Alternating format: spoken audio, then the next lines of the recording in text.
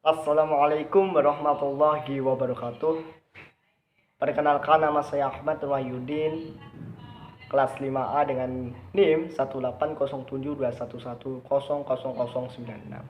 Oke teman-teman, di sini saya akan menjelaskan tentang apa yang ada di pasar modal, terutama yaitu proses. Yang pertama adalah proses stock split. Proses ini adalah pengertian dari stock split adalah pemecahan nilai nominal saham menjadi jumlah nominal saham yang lebih kecil dengan tujuan membuat jumlah saham menjadi lebih banyak dan lebih liquid. Yang dimaksud liquid adalah posisi aktiva yang dengan cepat dapat diubah menjadi kas tanpa kerugian yang berarti. Ada stock split ini akan mengubah jumlah modal yang disetor oleh perusahaan agar saham liquid, maka sebuah perusahaan go public mempunyai pilihan menambah jumlah saham untuk membuat harga lebih rendah. Bila mana terjadi penambahan secara jumlah saham, maka secara otomatis harga saham akan turun. Mekanisme stock split dilakukan dengan cara menukarkan saham dengan nilai nominal lama yang ditukar dengan saham baru. Pada saat proses administrasi stock split, perdagangan saham akan dihentikan sementara. Kemudian yang kedua ada proses stock repurchase. Ini dapat diartikan pembelian kembali saham perusahaan yang sudah beredar untuk disimpan sebagai treasury untuk nantinya dijual kembali. Jumlah saham yang beredar akan berkurang. Hal ini dapat mempengaruhi nilai dari para pemegang saham. Dalam literaturnya menyatakan bahwa pembelian saham merupakan investasi aset yang berguna menambah nilai untuk para investor. Dan caranya bagaimana? Perusahaan dalam membeli saham, yang pertama ini ada buyback saham terkenal pada saat pandemi kemarin. Cara ini punya prinsip bahwa perusahaan langsung menginstruksikan kepada pialang saham untuk membeli sahamnya oleh mekanisme pasar bursa. Hal ini dapat dilakukan jika saham tersebut diperjualbelikan di bursa efek. Kemudian yang kedua ada tender offer. Cara ini dilakukan melalui lelang penawaran. Perusahaan menetapkan harga penawaran dengan harga yang sudah ditentukan kepada para pemegang saham yang hendak menjualnya. Biasanya merupakan perusahaan menunjuk salah satu pialang untuk melakukan penawaran ini. Jadi perusahaan dapat membeli saham-sahamnya kembali. Oleh karena itu, saham yang beredar lebih sedikit karena sudah dibeli kembali. Secara otomatis laba per saham akan naik dengan asumsi laba yang dihasilkan sama. Peningkatan EPS tersebut akan dapat memungkinkan meningkatnya harga saham di pasar modal. Sekian, terima kasih. Assalamualaikum warahmatullahi wabarakatuh. Di sini saya akan melanjutkan dari pemateri sebelumnya, yaitu tentang reverse stock split.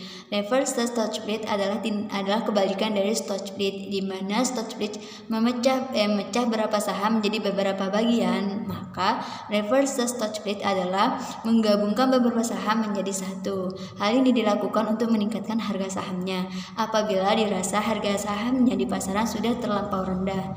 Karena harga saham yang rendah mengesankan bahwa perusahaan tersebut kurang baik. Juga hanya emiten tertentu yang melakukan reverse stock split, karena tindakan reverse stock split akan mengakibatkan harga saham perlambatnya semakin tinggi. Jadi hanya emiten tertentu saja yang melakukannya. Nah, yang kedua yaitu saya akan menerangkan tentang ring issue. Ring issue adalah hak pemegang saham lama untuk membeli terlebih dahulu saham baru pada harga tertentu dalam waktu kurang dari 6 bulan. Dan harga tertentu di sini adalah harga yang telah ditetapkan di muka, yang mana harganya jauh lebih rendah daripada harga di pasar. Kenapa? Karena apabila harga pada saat ring issue ini jauh di atas harga pasar, maka tidak akan ada pemegang saham lama yang mau menukarkan ringnya dengan saham baru.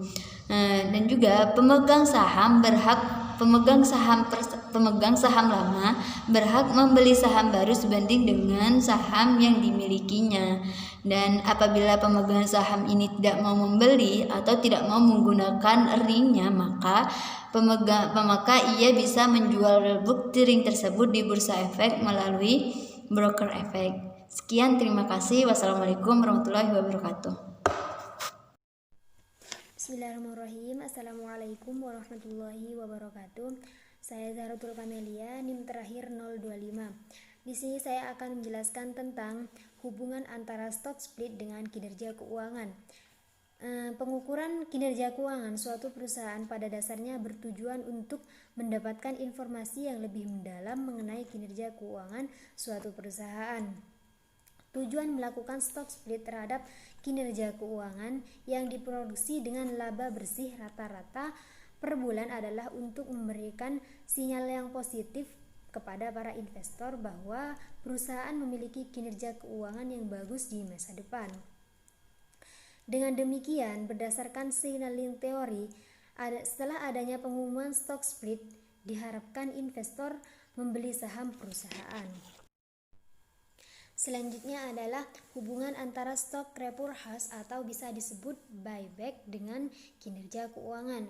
Jadi, stock repurchase merupakan kebijakan yang diambil oleh perusahaan untuk membeli kembali saham yang telah dijual di pasar modal dengan pertimbangan bahwa saham itu layak untuk dibeli kembali. Stock repurchase itu seringkali didorong oleh keinginan perusahaan untuk menaikkan nilai earning per share atau EPS yang dimiliki oleh perusahaan. Untuk mengetahui tingkat perkembangan kinerja keuangan perusahaan-perusahaan yang melakukan buyback, maka perlu dilakukan perbandingan antara kinerja keuangan perusahaan sebelum dan sesudah melakukan stock buyback. Pada umumnya, perusahaan yang melakukan stock buyback akan memiliki kecenderungan peningkatan pada kinerja keuangan. Misalkan pada earning per share atau EPS, price earning ratio atau PER, return on equity atau ROE, dan net operating profit after tax atau NOPAT. Perusahaan yang melakukan buyback akan mengalami peningkatan pada EPS dikarenakan pada saat melakukan aksi buyback, maka jumlah saham yang beredar akan mengalami penurunan hingga dapat menyebabkan peningkatan pada nilai EPS. Diasumsikan bahwa nilai laba bersih tetap. Diasumsikan jika tingkat laba tetap, maka nilai ROE juga akan mengalami peningkatan, di mana pada saat perusahaan melakukan buyback, maka jumlah modal sendiri yang dimiliki akan berkurang, sehingga nilai ROE akan mengalami peningkatan. Untuk PER, di mana pada umumnya perusahaan yang melakukan buyback akan mengalami kenaikan harga saham hingga dapat meningkatkan nilai PER. Untuk lebih jelasnya bisa dilihat di makalah karena lumayan banyak untuk dicantumkan di PPT. Mungkin hanya itu yang dapat saya jelaskan, kurang lebihnya saya mohon maaf. Wassalamualaikum warahmatullahi wabarakatuh. Selanjutnya saya akan menjelaskan tentang reverse stock split, di mana reverse stock split adalah kebalikan dari stock split. Yang artinya, reverse stock split adalah salah satu aktivitas emiten atau perusahaan emiten yang berguna untuk menaikkan harga sahamnya dan mengurangi jumlah saham yang beredar. Dalam beberapa kasus, reverse stock split dijadikan upaya untuk tetap dapat tercatat di bursa efek. Karena harga saham mungkin dapat saja terlalu rendah hingga akan dikeluarkan dari pencatatan bursa efek. Keuntungan dari reverse stock split adalah jumlah saham yang beredar semakin sedikit sehingga diharapkan dapat menaikkan harga saham. Namun di sini kerugiannya apabila kinerja emiten tidak sesuai dengan harapan atau yang telah diprediksikan, maka harga saham akan turun drastis seperti sebelum dilaksanakannya reverse stock split. Sehingga harga saham yang tadinya sudah meningkat akan jatuh ke harga terendah dari sebelum dilaksanakannya stock split ini. Selanjutnya adalah right issue, di mana right issue adalah hak untuk memesan efek terlebih dahulu. Jadi, hak untuk memesan efek terlebih dahulu ini adalah hak bagi pemegang saham untuk membeli saham baru pada harga tertentu dan di waktu yang tertentu pula. Apabila pemegang saham tidak mengambil hak tersebut atau hak right issue ini, maka pemegang saham boleh menawarkan atau menyerahkan haknya tersebut kepada orang lain.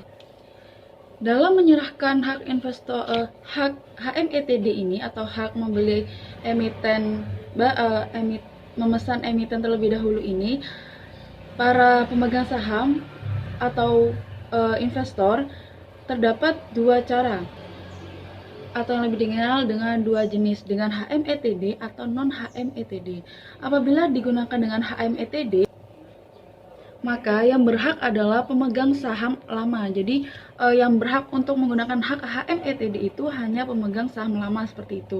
Yang dimaksud pemegang saham lama adalah pemegang saham yang telah memegang saham perusahaan tersebut atau yang telah memiliki saham perusahaan tersebut.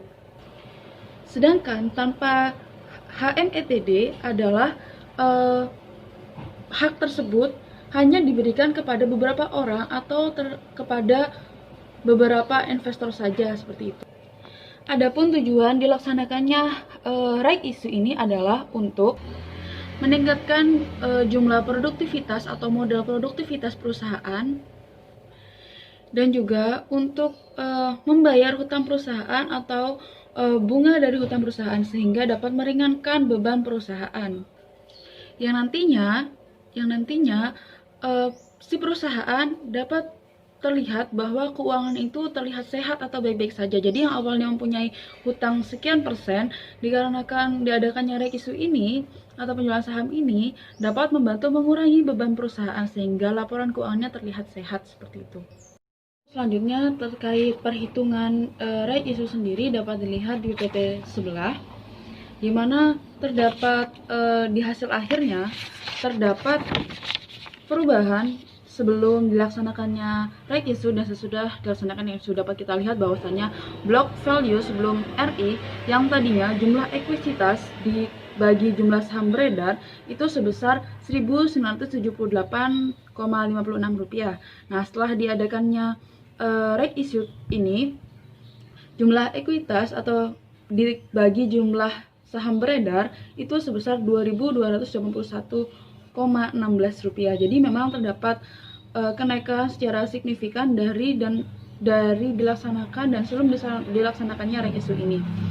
Nah, adapun dampak lain yang perlu diperhatikan dalam keuangan adalah laba per saham dan ROE atau ROE. Apakah dengan melakukan right issue ini mampu meningkatkan laba atau saham dengan jumlah saham yang lebih banyak, dan apakah laba bersih setelah right issue ini mampu menjaga tingkat ROE atau menaikkan tingkat ROE karena jumlah ekuitas bertambah seperti itu. Sekian dari saya, terima kasih.